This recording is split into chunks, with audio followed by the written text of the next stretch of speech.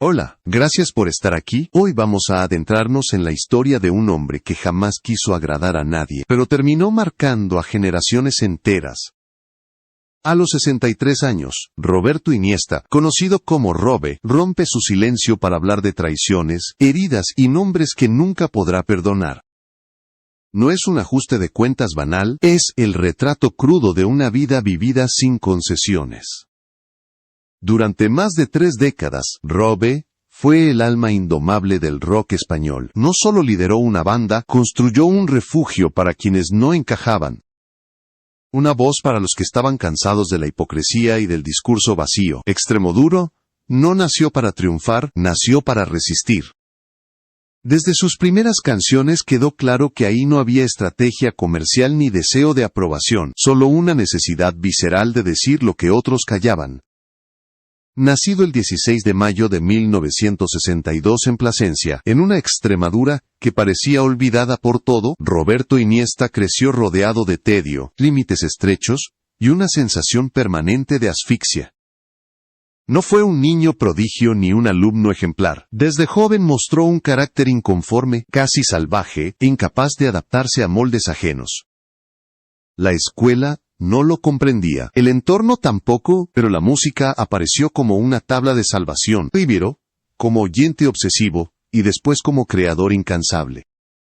A mediados de los años 80, mientras la movida madrileña dominaba titulares y focos, Robe empezó a construir algo completamente distinto.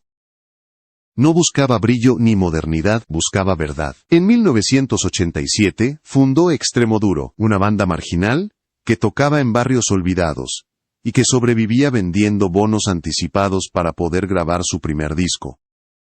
No había dinero, no había respaldo, no había promesas de futuro, solo rabia, poesía, y una urgencia feroz por gritar. Las letras hablaban sin filtros de sexo, drogas, locura y una crítica frontal a instituciones y normas sociales. Su voz no pretendía ser bonita, era incómoda, rota. Extremoduro no era un grupo musical al uso, era una declaración de principios. Por eso conectó tan rápido con una generación cansada de discursos maquillados y rebeldías de escaparate. Gracias por ver este video y suscribirte al canal para ayudarme a seguir creando contenidos como este. Con el paso de los años, mientras el éxito crecía, el carácter de Robe no se suavizó. Al contrario, se volvió más esquivo y más radical. Rechazó entrevistas, evitó la televisión y despreciaba la promoción tradicional. No había videoclips ni campañas de marketing, solo canciones que circulaban de boca en boca, y aún así, los discos se vendían por miles, porque lo que ofrecía no era espectáculo.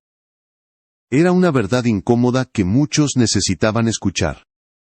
Robe nunca quiso convertirse en celebridad, ni aceptó premios o reconocimientos institucionales. Para él, el arte debía mantenerse al margen del sistema.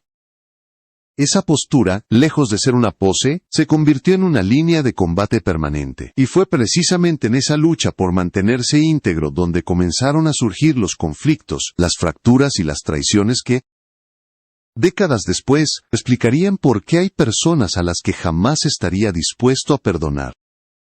A comienzos de los años 90, Extremoduro ya no era un secreto. Sin apenas apoyo mediático, la banda se había convertido en un fenómeno underground que crecía al margen de la industria. Los conciertos se llenaban de jóvenes que no se sentían representados por el discurso oficial, ni por el rock domesticado que sonaba en las radios. En ese contexto, Robe empezó a consolidarse como una figura incómoda, admirada por el público y temida por el sistema cultural. El éxito, sin embargo, no cambió su forma de entender la música. Mientras otras bandas suavizaban su sonido para acceder a escenarios más grandes, Robe hacía justo lo contrario. Cada nuevo disco profundizaba en letras más crudas, más poéticas y más desafiantes. No buscaba consenso, buscaba coherencia. Esa fidelidad extrema a sus principios fue cerrándole puertas, pero también fortaleció una relación casi sagrada con sus seguidores. La relación con los medios tradicionales fue siempre tensa. Robe desconfiaba profundamente de la televisión, de las entrevistas editadas y de los titulares diseñados para el consumo rápido. Rechazaba aparecer en programas musicales y evitaba cualquier formato que pudiera trivializar su mensaje. Para él, la música no era entretenimiento ligero, era una forma de resistencia. Esa actitud lo convirtió en un problema para una industria acostumbrada a controlar el relato de sus artistas. A medida que Extremoduro crecía, también crecían los roces con instituciones culturales y organismos de poder. Robe no ocultaba su desprecio por lo que consideraba hipocresía institucional. En varias ocasiones fue nominado a premios nacionales, pero los rechazó sin titubear. No quería estatuillas ni aplausos oficiales. Consideraba que aceptar ese reconocimiento implicaba legitimar un sistema que, según él, vaciaba de sentido al arte rebelde. En el escenario, esa postura se traducía en conciertos imprevisibles. Robe podía pasar de la ternura poética a la furia descontrolada en cuestión de segundos. No había discursos ensayados ni gestos para agradar. El público lo adoraba, pero él parecía cada vez más distante, más encerrado en su propio universo. Esa distancia no era arrogancia, era una forma de autoprotección frente a un entorno que sentía hostil. Con el paso del tiempo, Robe empezó a marcar límites también dentro del propio mundo artístico. Observaba con recelo a músicos que, en su opinión, habían cambiado la rebeldía por comodidad. La crítica por presencia mediática. No siempre decía nombres, pero sus declaraciones dejaban claro que no todos compartían la misma idea de lo que significaba ser rockero. Para él, venderse no era solo una cuestión económica, era una traición moral. Esa manera frontal de entender la música convirtió a Robe en una figura cada vez más solitaria. Ganó respeto, pero perdió aliados. Muchos preferían mantener distancia antes que verse asociados a su discurso incendiario, y aunque esa soledad no se notaba en las cifras de ventas ni en la respuesta del público, sí comenzaba a pesarle por dentro. Extremoduro avanzaba, pero el entorno se volvía cada vez más áspero. Fue en ese clima de tensión permanente donde empezaron a gestarse los enfrentamientos más profundos de su carrera, conflictos que ya no tenían que ver solo con la música, sino con visiones opuestas del poder, del dinero y de la libertad creativa, heridas que no se cerrarían con el tiempo y que explicarían por qué, décadas después, Robe hablaría de traiciones imposibles de perdonar. El primer gran choque con nombre y apellido que marcó la trayectoria de Robe fue el conflicto con Ramoncín. Para muchos medios, aquel enfrentamiento simbolizó dos maneras radicalmente opuestas de entender el rock en España. No fue una pelea puntual ni una discusión anecdótica, fue el resultado de años de desprecio ideológico acumulado. Mientras Ramoncín se movía con soltura en despachos institucionales, defendía públicamente a las entidades de gestión, y aparecía con frecuencia en televisión. Robe veía en esa figura todo aquello contra lo que había luchado desde sus inicios. Para él, el rock no podía convivir con el poder sin perder su esencia. No podía sentarse a la mesa del sistema y seguir llamándose rebelde. Robe nunca necesitó señalar directamente una y otra vez. Bastaba con escuchar sus declaraciones sobre quienes se decían inconformistas mientras vivían cómodamente del mismo engranaje que decían criticar. La prensa entendió el mensaje de inmediato. Aquella rivalidad se convirtió en un relato cultural poderoso, el rock de la calle frente al rock institucional, la voz incómoda contra la figura aceptada. Lo que más dolía a Robe no era la diferencia de estilos musicales, sino lo que consideraba una traición al lenguaje común del rock. A sus ojos, compartir escenario con el sistema equivalía a vaciar de contenido años de lucha, de censura y de marginación. Por eso su rechazo no fue diplomático ni elegante, fue frontal, seco y sin concesiones. Este enfrentamiento no solo alimentó titulares, también consolidó la imagen pública de Robe como un artista incapaz de perdonar aquello que consideraba una renuncia moral.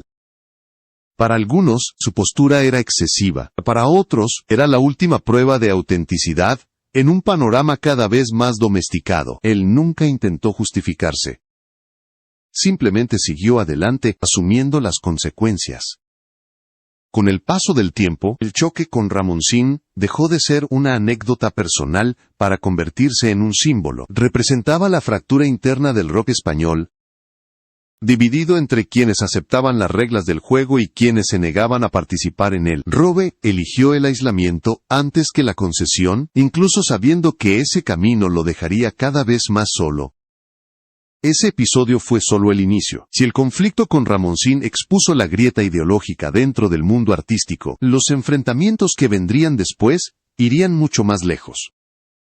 Ya no se trataría de visiones del rock, sino de poder real, dinero y control. Y en ese terreno, Robe estaba dispuesto a llegar hasta el final, aunque el precio fuera romper puentes de forma definitiva.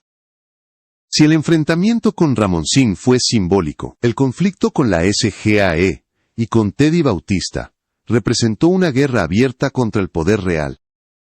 Aquí ya no se trataba de egos ni de discursos culturales, sino de dinero, control y de quién decidía las reglas del juego. Para Robe, aquel choque marcó un punto de no retorno. Desde hace años, Robe denunciaba públicamente lo que consideraba prácticas abusivas de la entidad de gestión. Llegó a calificarla como una estructura asfixiante que utilizaba el arte como herramienta de control económico. No eran palabras lanzadas al aire. Extremoduro se negó en repetidas ocasiones a someterse a las normas impuestas, incluso cuando eso implicaba perder ingresos, espacios de difusión o protección legal.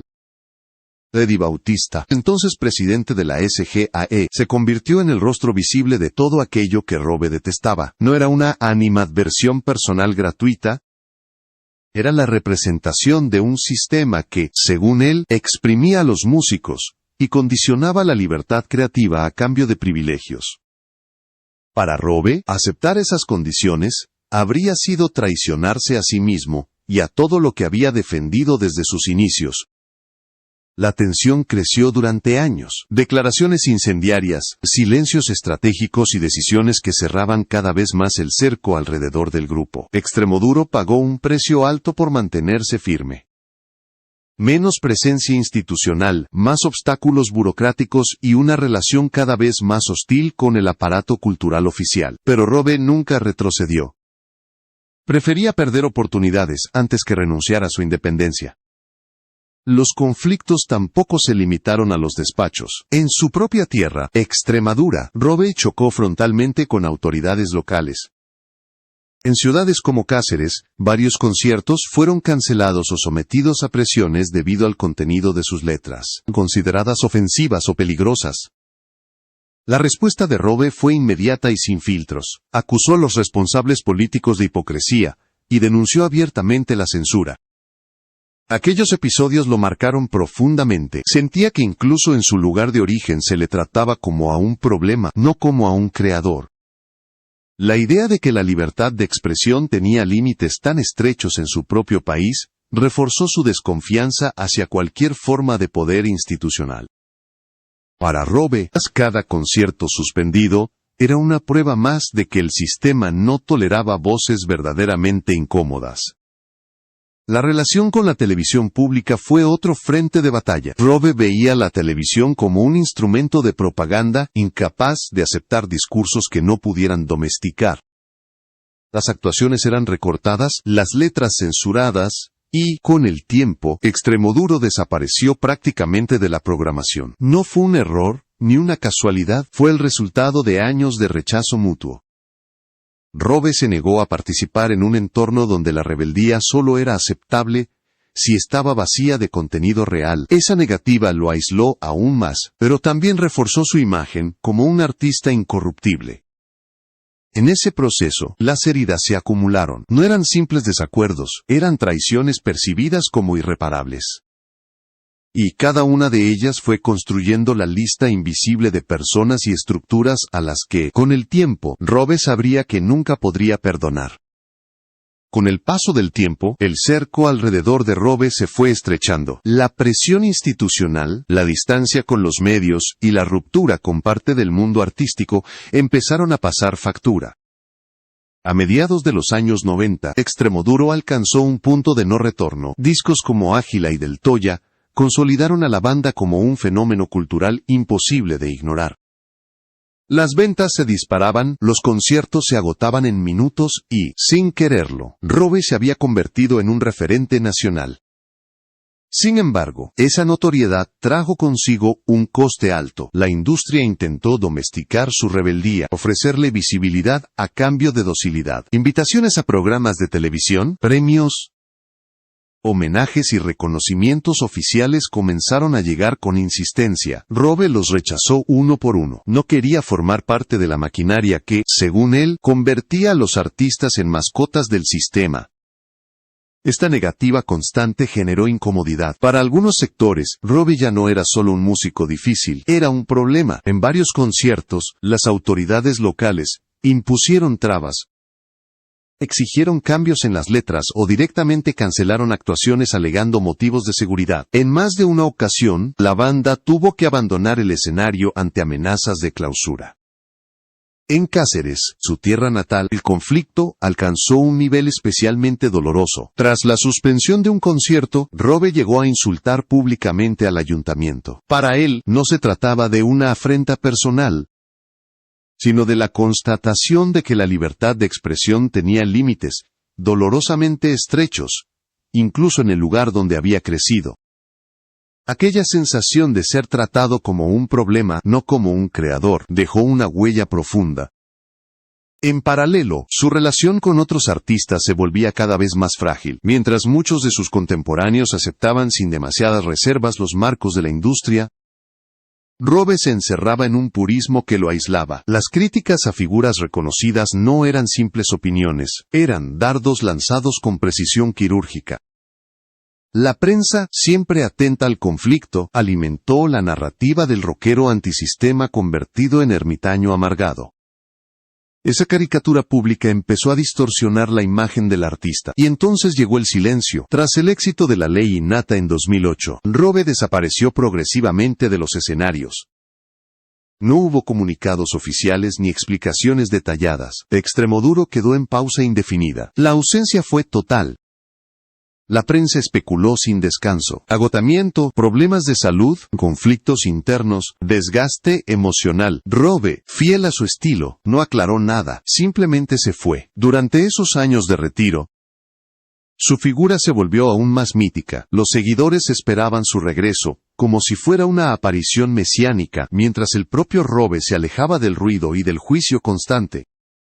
Ese silencio no fue una huida, fue una forma de supervivencia. Después de décadas de lucha frontal contra sistemas, instituciones y traiciones percibidas, Robe necesitaba distancia.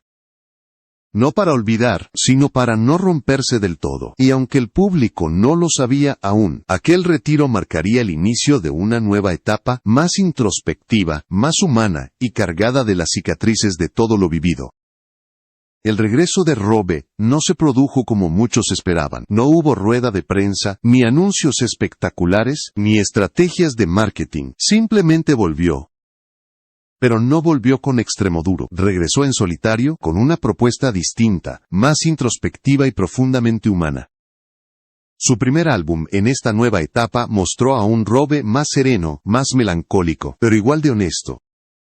Las canciones ya no gritaban contra el mundo con la misma furia. Ahora hablaban del cansancio, de la fragilidad, de las heridas que deja una vida vivida sin concesiones. Era el mismo hombre, pero con la voz templada por el paso del tiempo. Muchos entendieron aquel cambio como una evolución natural. Otros lo vieron como la consecuencia inevitable de haber librado demasiadas batallas. En sus conciertos, más íntimos y contenidos, Robe hablaba poco, como siempre, pero cada silencio decía más que cualquier discurso. El público no solo lo escuchaba, lo acompañaba. Canciones cargadas de tristeza, belleza y resignación revelaban a un artista que no buscaba redención, sino seguir siendo fiel a sí mismo. No había rencor explícito, pero tampoco olvido. En entrevistas breves y cuidadosamente seleccionadas, Robe dejó claro que no todos los fantasmas del pasado habían desaparecido. Cuando se le preguntaba por ciertas figuras, su gesto se endurecía. No respondía con insultos ni con diplomacia. Simplemente afirmaba que con algunas personas no volvería ni a cruzar un saludo. Era su manera de decir que el perdón no siempre es posible. Cuando habla de 5 personas a las que nunca podrá perdonar, Robe no se refiere solo a nombres concretos. Habla de traiciones simbólicas, de sistemas que lo utilizaron, de momentos en los que sintió que el rock y él mismo fueron vaciados de sentido. Cada conflicto fue una batalla más en una guerra que nunca quiso ganar, solo resistir. A sus 63 años, Roberto Iniesta no necesita reivindicarse, no busca reconciliaciones públicas ni homenajes tardíos. Camina a su ritmo, fiel a una filosofía que ha defendido contra viento y marea. Vivir y crear con honestidad, aunque eso implique perder amigos, contratos o prestigio. Pagó un precio alto por mantenerse íntegro, y lo sabe. La pregunta final ya no es quiénes lo traicionaron, sino por qué duele tanto haber tenido razón. ¿Por qué la traición pesa más cuando viene de quienes compartían tu lenguaje? ¿Y cómo se sigue cantando cuando la voz ya no tiene fuerza para gritar? Quizás la respuesta esté en ese silencio entre canción y canción, en esa pausa donde Robe respira hondo y continúa. No para complacer, no para recuperar el tiempo perdido, sino porque todavía le queda algo por decir, algo que no cabe en titulares ni entrevistas.